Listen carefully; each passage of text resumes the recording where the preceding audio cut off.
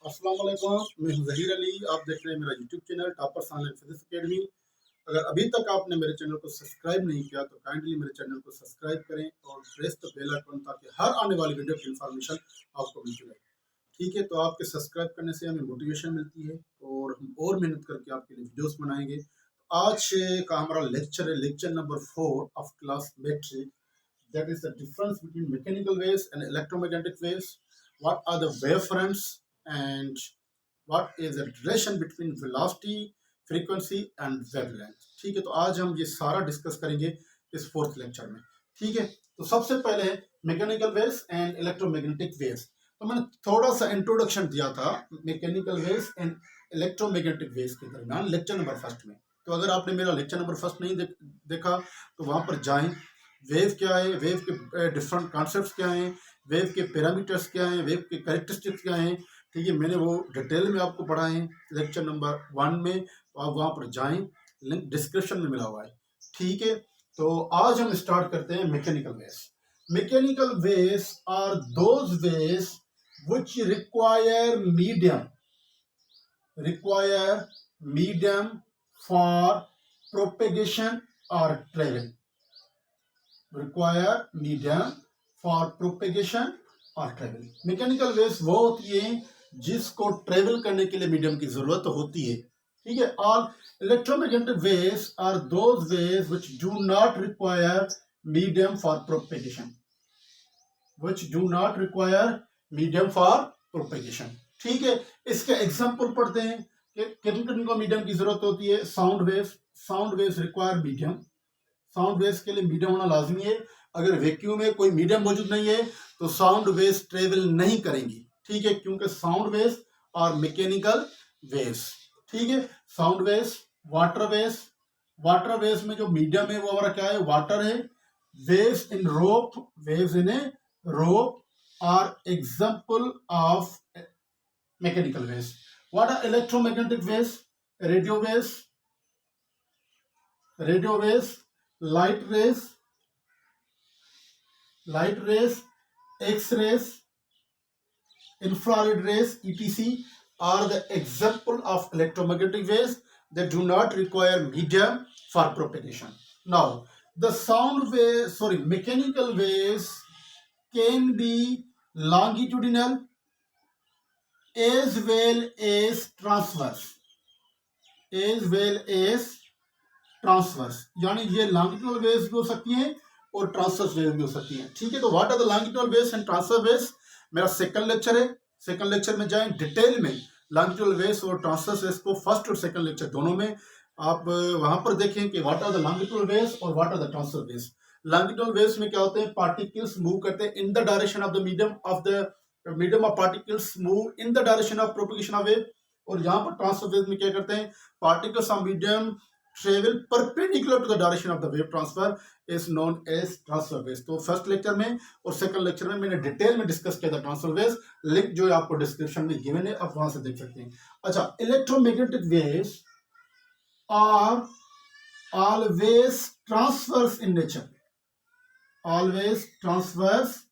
Nature, यानी जो electromagnetic waves होती हैं वो लॉन्गिट्यूडनल वेव्स नहीं होती, वो हमेशा कौन सी वेव्स होती है, ट्रांसवर्स वेव्स होती है। ठीक है, sound waves can be produced by vibration of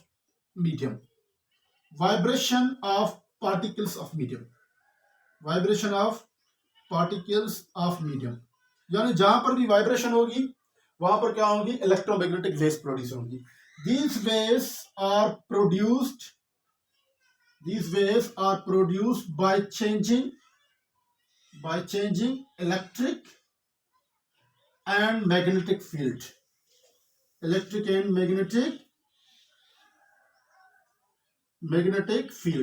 यानी ये जो वेव प्रोड्यूस होती है कैसे होती है कि इलेक्ट्रिक और मैग्नेटिक फील्ड को चेंज किया जाता है, तो इलेक्ट्रोमैग्नेटिक वेव्स प्रोड्यूस होती है और ये वेव्स प्रोड्यूस होती है बाय वाइब्रेशन। ठीक है, नाउ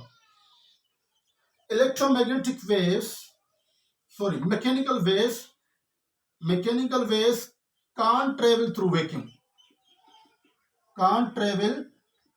vacuum, ये वैक्यूम में से ट्रेवल नहीं करती। अगर कोई भी मीडियम ना हो, वैक्यूम हो, स्पेस हो, तो मैकेनिकल वेव्स ट्रांसफर नहीं होगी, मैकेनिकल वेव्स ट्रेवल नहीं करेगी। अच्छा, these waves can travel, these wave travel through vacuum, through vacuum at speed of light, at speed of light. ये वैक्यूम में से ट्रेवल करती है कौन सी स्पीड पे? स्पीड ऑफ लाइट पे। ठीक है, तो अगर आपसे कोई पूछे कि which electromagnetic waves travel faster through vacuum, तो आप कहोगे all electromagnetic waves travel at speed of light through vacuum. सबकी स्पीड क्या होगी? सेम होगी, आइदर वो रेडियो वेव्स हो, लाइट वेव्स हो, कोई भी वेव्स हो। ठीक है, now the last point is mechanical waves can travel at different speeds through different media, through different media, through different media, depending upon physical properties of medium, depending upon physical properties of medium, physical properties of medium। यानी जो mechanical waves है किसी और medium में, different medium में different speeds पे depend करेगी। ठीक है, वो डिपेंड करता है किस पे? What are the physical properties of that medium. ठीक है, now electromagnetic waves travel through transparent medium, through transparent medium at different speeds, different medium at different speeds depending upon refractive index, depending upon refractive index of that medium। यानी जो electromagnetic waves है वो भी transparent medium में different speed पे depend travel करती हैं। वो जो स्पीड है वो डिपेंड करती है किस पे? रिफ्रैक्टिव इंडेक्स पे। और यहाँ पर जो स्पीड होगी किसकी? मैकेनिकल वेव्स की, वो डिपेंड करेगी physical properties of that medium. For example, sound waves travel faster in solids than liquids and faster in liquid than gases. ठीक है, तो हम ये सेकंड चैप्टर में डिस्कस करेंगे कि साउंड जो वेव्स हैं वो ट्रेवल फास्ट करती है किसमें? सॉलिड्स में, देन लिक्विड्स, और उसके बाद लिक्विड्स देन गैसेस। ठीक है, तो these are the difference between the mechanical waves and electromagnetic waves. ठीक है, now we discuss about the relation between the velocity, frequency and wavelength.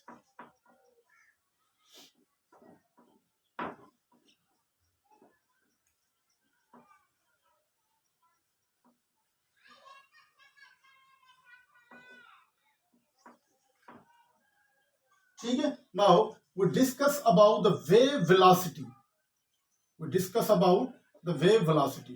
ठीक है, आपके पास एक वेव है, लाजमी बात है कि ये वेव एक जगह से जब दूसरी जगह तक मूव कर रही है तो लाजमी बात है इसकी कोई ना कोई वेलोसिटी भी होगी, इसकी कोई ना कोई स्पीड भी होगी। That speed is known as wave velocity. तो वेव वेलोसिटी को हम कैसे डिफाइन करते हैं? Velocity is defined as displacement divided by time. 9th class में पढ़ते हैं कि rate of change of displacement is known as velocity। तो velocity बराबर d upon t। Now wave velocity है, अगर मैं यहाँ पर एक velocity कंसीडर करता हूँ, ठीक है, तो एक velocity कंसीडर करता हूँ तो इसका जो लेंथ होगी, ये जो डिस्टेंस डिस्प्लेसमेंट तय करेगी वो होगी लैम्डा। ठीक है, ये भी हमने सेकंड लेक्चर में डिस्कस किया था।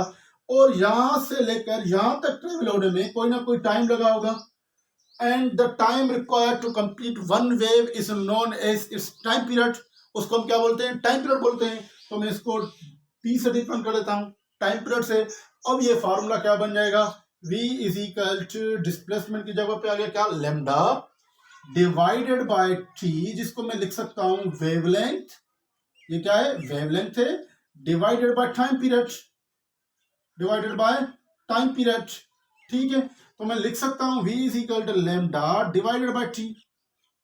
तो यहां पर लैम्डा में क्या आगे समझा जाता है? 1 समझा जाता है। तो मैं इसको 1 अपॉन t को सेपरेट कर दूं। Now we know that 1 upon t is equal to frequency.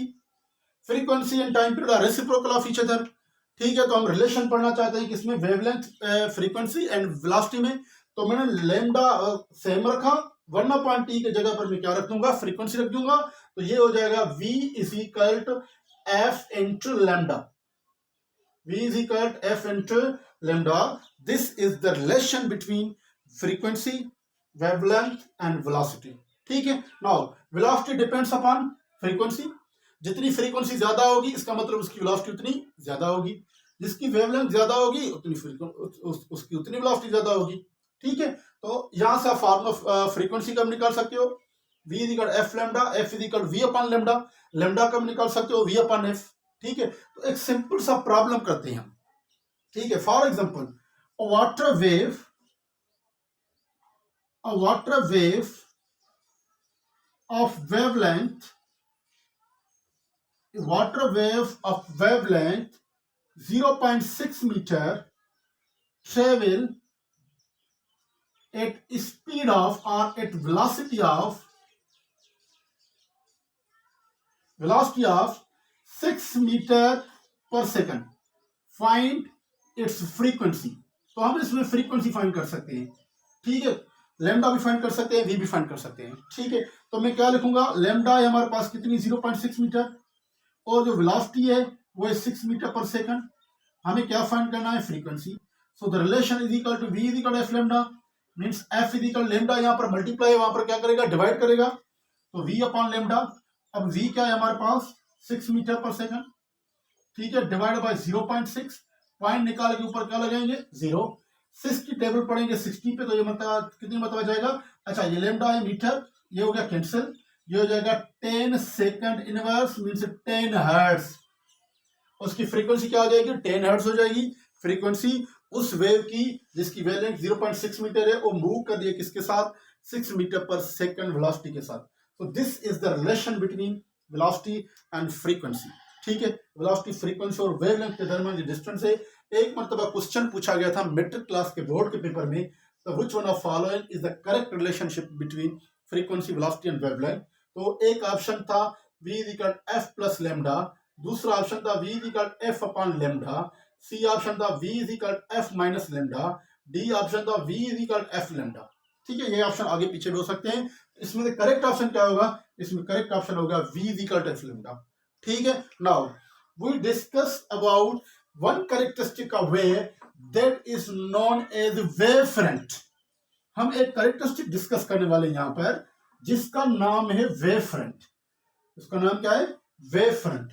तो what is the wave front, wave front और actually imaginary line, the imaginary line which join, the imaginary line which join same phases of wave, which join same phases of waves is called wave front. उसको हम क्या बोलते हैं, उसको wave front बोलते हैं। यानी वो ऐसी इमेजिनरी लाइन जो किसी भी वेव्स के, डिफरेंट वेव्स के सेम फेजेस को आपस में ज्वाइन करें, that imaginary line is known as wave front. For example, अगर मैं कहूं कि इस सोर्स में से डिफरेंट वेव्स पास हो रही हैं, ठीक है, डिफरेंट वेव्स पास हो रही हैं, ठीक है। अब इन वेव्स का जो सेम फेज है वो क्या है, फॉर एग्जांपल इस वेव का क्रेस्ट, इस वेव का क्रेस्ट, इस वेव का क्रेस्ट, ये सेम फेजेस है। कोई ऐसी लाइन हो, इमेजिनरी लाइन हो, ठीक है, जो इन वेव्स की क्या करे, सेम फेजेस को ज्वाइन करे, that wave that imaginary line is known as wave front। उस इमेजिनरी लाइन को हम क्या कहेंगे, वेव फ्रंट कहेंगे। फॉर एग्जांपल ये ट्रफ है इस वेव का, ये ट्रफ है, ये ट्रफ है। एक ऐसी इमेजिनरी लाइन हो जो इन वेव्स के सेम फेजेस को आपस में ज्वाइन करे, that imaginary line is known as wave front। इस इमेजिनरी लाइन को हम क्या बोलते हैं, this imaginary line is known as wave front, इसको हम वेव फ्रंट कहते हैं। ठीक है, तो अगर वेव्स आपकी प्लेन में आ रही हैं तो these wave fronts are known as plane wave fronts. क्या कहेंगे, प्लेन वेव फ्रंट्स बोलेंगे। ठीक है, फॉर एग्जांपल आपके पास पानी है, तो यहाँ पर आपने एक पत्थर फेंक दिया, तो यहाँ पर जो वेव्स बनेगी वो सर्कुलर वेव्स बनेगी, हर तरफ वेव्स बनेगी। उनके जो सेम फेजेस होंगे, उन वेव्स के सेम फेजेस को आपस में ज्वाइन करने के लिए जो वेव फ्रंट्स कहलाएगा, these are called circular wave fronts. उनको क्या कहेंगे, circular wave fronts. So there are two types of the wave front, one is called plane wave front and other one is called circular wave front. तो wave front क्या है? The imaginary line which joins all the points, all the same phases of wave is known as wave front. ठीक है, तो ये हमारा 4th lecture था। मिलते हैं अगले लेक्चर में एक और न्यू कॉन्सेप्ट के साथ। तब तक मेरे चैनल को सब्सक्राइब करें, शेयर करें दोस्तों के साथ, ज़्यादा से ज़्यादा दोस्तों को फ़ायदा पहुंचे, और प्रेस द बेल आइकॉन। ठीक है, ताकि आपको इंफॉर्मेशन वीडियो की पूछने की ज़रूरत ना हो, ग्रुप में जाने की ज़रूरत ना हो, आपको नोटिफिकेशन मिलता रहे कि अब सर ज़हीर की न्यू वीडियो आ गई है। ठीक है, और फेसबुक पेज पे जाएं, टॉपर्स ऑनलाइन फिजिक्स अकेडमी का पेज है। ठीक है, उस पे जाएं और आप जो है ना वहाँ पर लाइक करें, शेयर करें इसको। ठीक है, और फॉलो करें। और अगर आपको मैट्रिक क्लास के chapter wise notes sorry MCQs चाहिए, हर चैप्टर के अलग अलग एमसीक्यूज चाहिए, तो आप इस नंबर से मुझसे रब्ता कर सकते हैं। जो नंबर है 030582464661। ठीक है, तब तक दीजिए मुझे इजाज़त। अल्लाह हाफिज़।